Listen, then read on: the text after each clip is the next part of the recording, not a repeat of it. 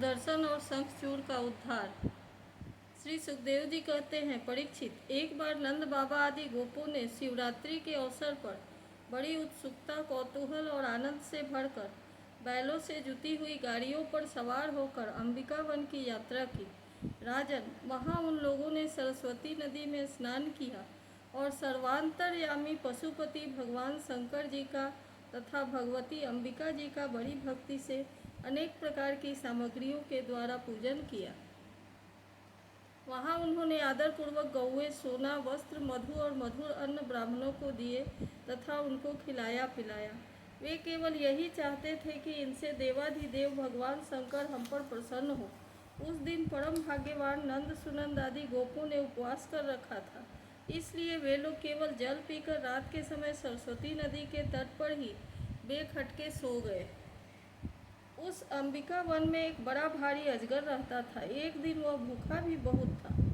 दैववश वह उधर ही आ निकला और उसने सोए हुए नंद जी को पकड़ लिया। अजगर की पकड़ लेने पर नंद राय जी चिल्लाने लगे, बेटा कृष्ण कृष्ण, दौड़ो दौड़ो, देखो बेटा, यह अजगर मुझे निगल रहा है। मैं तुम्हारी शरण में हूँ, जल्दी मुझे इस संकट से बचाओ। नंद बाबा का चिल्लाना सुनकर सब के सब गोप एकाएक उठ खड़े हुए और उन्हें अजगर के मुंह में देखकर घबरा गए। अब वे लुकाठियों, जली लकड़ियों से उस अजगर को मारने लगे, किंतु लुकाठियों के मारे जाने पर और जलने पर भी अजगर ने नंद बाबा को छोड़ा नहीं। इतने में ही भक्त वत्सल भगवान श्री कृष्ण वहां पहुंचकर अपने चरणों से उस अजगर को छू लिया। भगवान के श्री चरणों का स्पर्श होते हुए अजगर के सारे अशुभ भस्म हो गए और वह उसी क्षण अजगर का शरीर छोड़कर विद्याधर्षित सर्वांग सुंदर रूपवान बन गया। उस पुरुष के शरीर से दिव्य ज्योति निकल रही थी। वह सोने का हार पहने हुए था। जब वह प्रणाम करने के बाद हाथ जोड़कर भगवान के सामने खड़ा हो गया, तब उन्होंने उससे पूछा, तुम कौन हो? तुम्हारे अंग अंग से सुंदरता फूटी पड़ती है। तुम देखने में बड़े अद्भुत जान पड़ते हो। तुम्हें यह अत्यंत निंदनीय अजगर योनि क्यों प्राप्त हुई थी? अवश्य ही तुम्हें विवश होकर इसमें आना पड़ा होगा। अजगर के शरीर से निकला हुआ पुरुष बोला, भगवान, मैं पहले एक विद्याधर था।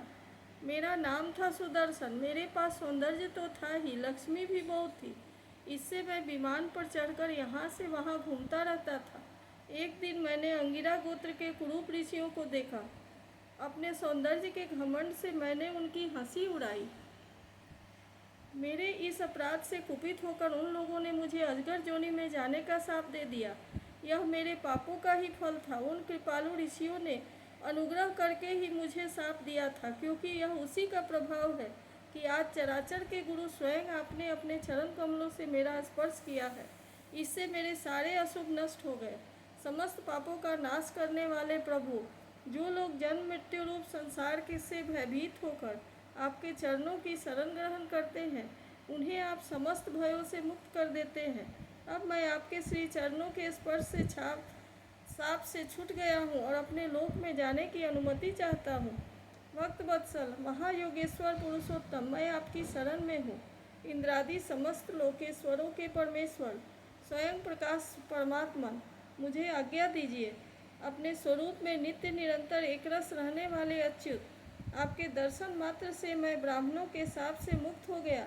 यह कोई आश्चर्य की बात नहीं है, क्योंकि जो पुरुष आपके नामों का उच्चारण करता है, वह अपने आप को और समस्त श्रोताओं को भी तुरंत पवित्र कर देता है।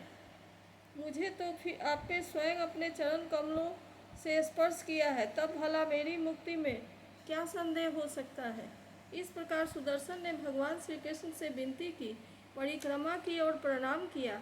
फिर उनसे आज्ञा लेकर वह अपने लोक में चला गया और नंद बाबा इस भारी संकट से छूट गए। राजन, जब ब्रजवासियों ने भगवान श्री कृष्ण का यह अद्भुत प्रभाव देखा, तब उन्हें बड़ा विस्मय हुआ। उन लोगों ने उस क्षेत्र में जो नियम लेख रखे थे, उनको पूर्ण करके वे बड़े आदर और प्रेम से श्री कृष्ण की उस लीला का गान करते हुए पुनः ब्रज में लौट आए। एक दिन की बात है, अलौकिक कर्म करने वाले भगवान श्री कृष्ण और बलराम जी रात्रि के समय वन में गोपियों के साथ विहार कर रहे थे। भगवान श्री कृष्ण निर्मल पीताम्बर और बलराम जी नीलांबर धारण किए हुए थे। दोनों के गले में फूलों के सुंदर सुंदर हार लटक रहे थे। तथा शरीर में अंगराज सुगंधित चंदन लगा हुआ था और सुंदर सुंदर आभूषण पहने हुए थे। गोपियाँ बड़े प्रेम और आनंद से ललित स्वर में उन्हीं के गुणों का गान कर रही थी। अभी अभी सायंकाल हुआ था, आकाश में तारे उगाए थे और चांदनी छिटक रही थी। वेला के सुंदर गंध से मतवाले होकर भौरे इधर उधर गुनगुना रहे थे तथा जलाशय में खिली हुई कुमुदनी की सुगंध लेकर वायु मंद मंद चल रही थी। उस समय उनका सम्मान करते हुए भगवान श्री कृष्ण और बलराम जी ने एक ही साथ मिलकर राग अलापा। उनका राग आरोह अवरोह स्वरों के चढ़ाव उतार से बहुत ही सुंदर लग रहा था। वह जगत के समस्त प्राणियों का मन और कानों को आनंद भर देने वाला था। उनका यह गान सुनकर गोपियाँ मोहित हो गई। परीक्षित, उन्हें अपने शरीर की भी सुधि नहीं रही कि वे उस पर खिसकते हुए वस्त्रों और चोटियों से बिखरते हुए पुष्पों को संभाल सके। जिस समय बलराम और श्याम दोनों भाई इस प्रकार स्वच्छंद विहार कर रहे थे और उन्मत्त की भांति गा रहे थे, उसी समय वहाँ शंखचूड़ नामक एक यक्ष आया। वह कुबेर का अनुचर था। परीक्षित, दोनों भाइयों के देखते देखते वह उन गोपियों को लेकर बेखटके उत्तर की ओर भाग चला, जिनके एकमात्र स्वामी भगवान श्री कृष्ण ही है। वे गोपियाँ उस समय रो रो कर चिल्लाने लगी। दोनों भाइयों ने देखा कि जैसे कोई डाकू गौओं को लूट ले जाए, वैसे ही वह यक्ष हमारी प्रेयसियों को लिए जा रहा है और वे हा कृष्ण हा राम पुकार कर रो पीट रही हैं। उसी समय दोनों भाई उसकी ओर दौड़ पड़े। डरो मत, इस प्रकार अभय वाणी करते हुए हाथ में साल का वृक्ष लेकर बड़े वेग से क्षण भर में ही उस नीच यक्ष के पास पहुंच गए। यक्ष ने देखा कि काल और मृत्यु के समान ये दोनों भाई मेरे पास आ पहुंचे, तब वह मूढ़ घबरा गया। उसने गोपियों को वहीं छोड़ दिया, स्वयं प्राण बचाने के लिए भागा। तब स्त्रियों की रक्षा करने के लिए बलराम जी तो वहीं खड़े रह गए, परंतु भगवान श्री कृष्ण जहाँ जहाँ भाग कर गए उसके पीछे पीछे दौड़ते गया। वे चाहते थे कि उसके सिर की चूड़ामणि निकाल ले। कुछ ही दूर जाने पर भगवान ने उसे पकड़ लिया और उस दुष्ट के सिर पर कसकर एक घूंसा जमाया और चूड़ामणि के साथ उसका सिर भी धड़ से अलग कर दिया।